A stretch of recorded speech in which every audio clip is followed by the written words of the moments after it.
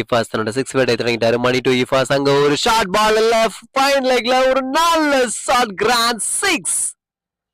So இஃபாஸ் மீண்டும் மீண்டும் 6. ஸ்லாட்டில் போடப்பட்ட பந்து மீண்டும் லாங்கானில் ஒரு 6. சோ இஃபாஸோட 6 விக்கெட் ஸ்டார்ட். மணி டு இஃபாஸ். மறுபடியும் ஒரு யார்கர். கன்வெர்ட் பண்ணா ஒரு கிராண்ட் 6.